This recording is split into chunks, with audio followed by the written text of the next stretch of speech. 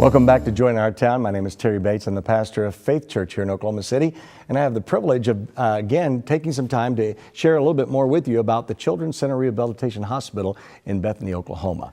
We have a couple of more representatives from the organization there with us today to talk to us about both the special education side as well as the volunteer opportunities. So we have Amy Coldren with us today and Catherine Blair. It's great to have you ladies with us today. Thanks for having us. Amy, let's start with you. You work with the volunteer area of the hospital. So if you can, just real quickly, tell me how you got connected to the Children's Center. Sure. I actually, my mother is a deaf educator, so I grew up very aware of the hospital just through her working. She works with children and adults who have a hearing loss and who often have medical needs or developmental disabilities. And so how did you get involved specifically now with the volunteer program? Is this a job opportunity that opened up and you had the opportunity to get involved with it? It evolved, actually. I was hired as the special events coordinator, and then as our volunteer program grew, we needed to kind of transition a little bit, and so I took that opportunity and I've loved it. It's been a great fit for sure. So it's a great facility, has a lot of square footage, and as we talked about in our previous segment, growing rapidly. Yes. So I would imagine the volunteer opportunity and need is enlarged significantly over time. Give us an idea of maybe some of the criteria of who could be a volunteer and what are some of the opportunities for volunteerism. Sure. So we require that our volunteers are at least 17 years of age. And because our volunteers do work very closely with our patients, we have an application and a training process. We have an online application on our website, which is miracleshappenhere.org. And from there, we do an on-site interview, we do reference checks, background check, training, of course, and then we require certain immunizations as well as an annual flu shot for our volunteers. And then from there, our volunteers are really there to provide comfort and entertainment and joy and companionship to our patients. And they do that in our special education classrooms, and then they do that at bedside with our patients. They serve as patient companions, is what we call it, and they may rock babies or read books to patients or play video games with teenagers. They're really there, again, just to provide that extra level of care in the form of companionship. So as we talked about in our previous segment and we were discussing during the break, the age participation at the Children's Hospital is basically newborn to 20 years of age, with what we've come to understand to be a large population in that 2 to 4 years of age. So this requires obviously a lot of volunteers, to your point of rocking a child, being with them during that. They're not as independent, I guess, is what I'm looking for there. So volunteers can obviously play a critical and significant role. As they mature in the program, I'm thinking, and help me with my thinking if it's incorrect, but with all the different therapies that was talked about earlier, aquatic, art, I'm thinking these volunteers get a chance to come alongside them during some of these opportunities, or is this only with professional care at that time? So all of our staff that provides what we would consider clinical care, rehabilitative services, they're certified, they have a lot of training and education in their jobs.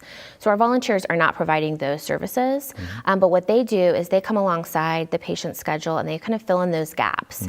So our patient schedules are very busy. They're in school and they have lots of therapy programs available to them, but there are times that they are in bed, and so we want to make sure that during those times that it's just as lively as any other part of their day.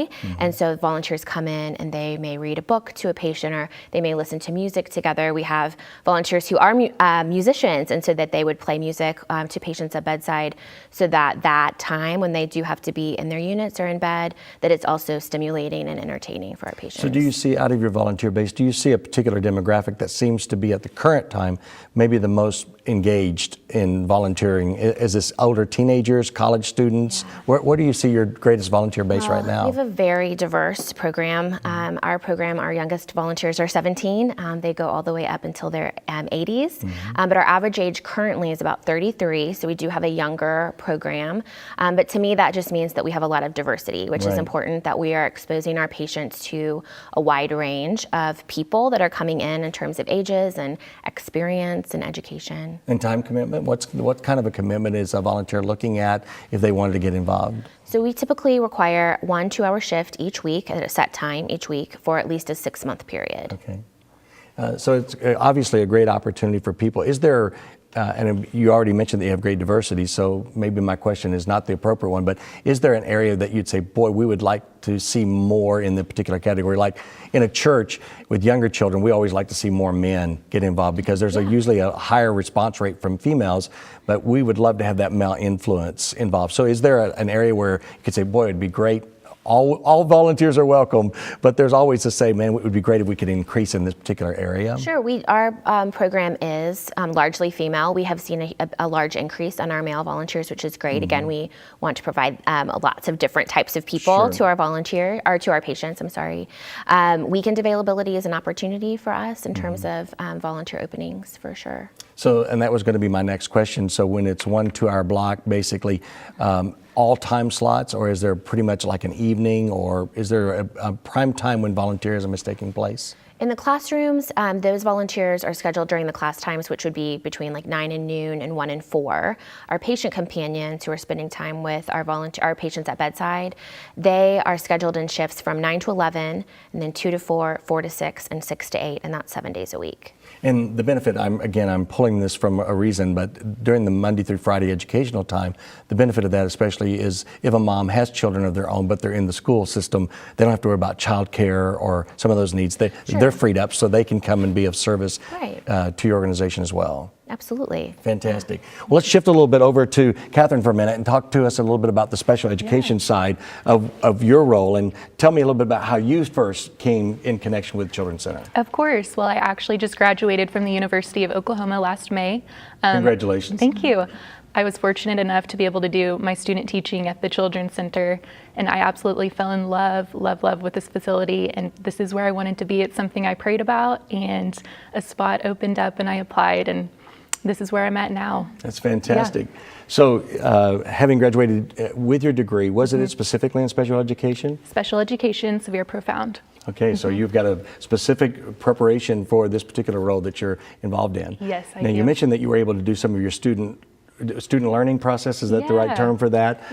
So internships are a possibility in connection with the Children's Center? They are. We do have interns that serve on a non-clinical side. Typically, they are college students who are wanting to pursue careers in maybe child life, or we have several who have been pre-med students who complete internships. And they do similar things as to our volunteers, but they're on more of a set schedule. So they would help. Catherine has several who've helped in her classroom, and then they work with patients at bedside as well. So, Catherine, what are some of the areas in special education? I know that, as we talked earlier with Melissa, that many of these children, especially the school-age children, they're still able cognitively to develop their educational side. Right. So when you're focusing on special education, is there, in addition to maybe what we can consider traditional education, are there other areas that you're focused on in that special education time? Oh yes, of course. Well, I work alongside with 8 amazing special education teachers. They are absolutely incredible. Whatever lesson we have planned for that day, they know just how to modify and accommodate to our students' needs. Every child that we serve has a different need, even in the area of education. So we really have to modify lessons that we may teach. Our students are actually able to come out of their unit from 1 to 2 hours per day for class sessions. And maybe if they're not able to come down to class, we can go see them at their bedside as well. And it's just an incredible experience for them to get to do that. That's awesome. Yeah. So I know volunteerism, special education, so if we have a viewer base that's watching today, maybe they have an opportunity to serve in volunteerism, but many of them are probably, I'm thinking even some retired teachers back there. These are great opportunities for them to connect and become engaged in what you guys are doing, right? Oh, yes. Yeah, absolutely. We have several volunteers that are retired special education teachers. We have a retired principal, a retired assistant superintendent. So they come with a lot of great experience. We don't require that, though. You don't have to have experience in an educational environment to volunteer in the classrooms. It's just a different way for them to serve now that they are retired, for those volunteers that maybe do have that experience. That's great.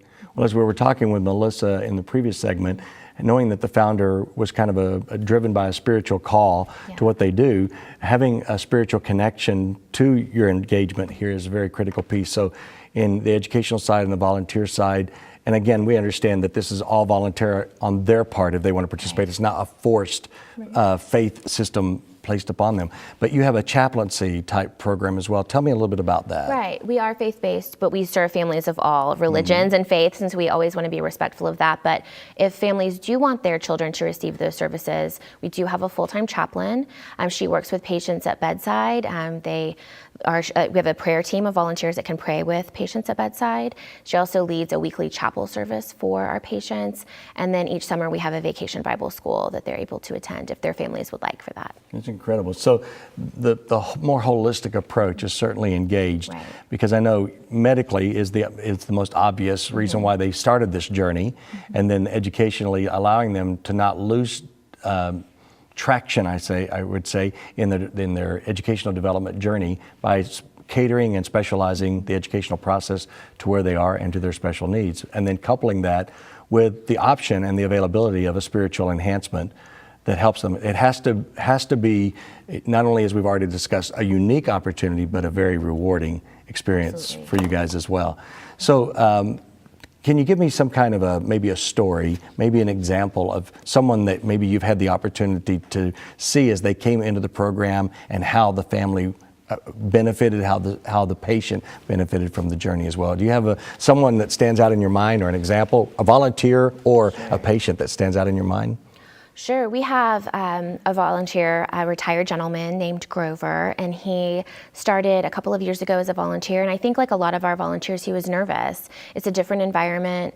Not a lot of our volunteers have experience working with patients like we have, or children that have special needs. And he really jumped right in, and he reads to two specific patients at bedside. And in speaking to him a few months ago, he said that his only regret was that he didn't start it sooner, that it's been really fulfilling for him. And it's exciting to see him serve each week, and the relationships that he's formed with our patients. It's an obvious benefit to them and for him as well. Well, Catherine, you've been there just a short period of time, but in the window that you've been there, is there something that's already made a deep impression on you as a part of the journey? Oh my goodness, yes. As a special education teacher, this is my dream job, and being able to partner with speech therapy, occupational therapy, also physical therapy, to watch our children grow and just achieve so many goals here at the hospital is just amazing. You know, we get them when they admit to our hospital all the way till they discharge, and seeing them discharge and walk out of our facility to go home is just the best feeling in the world. That's incredible. Well, I know that both of you are going to be able to look back in years to come and just fill your memory banks with so many great stories and experiences. And so we salute you, say thank you for your commitment and your investment in the Children's Center Rehabilitation Hospital as well. And to our viewers, I just want to remind you that there are tours available where you can learn more about the hospital itself, a partnership with your businesses, if you're a business owner, learn how to be a volunteer and work with that schedule. It's go to the website to start off, miracleshappenhere.org, miracleshappenhere.org, and you'll learn so much more. Thanks for being a part of Joy in our town today.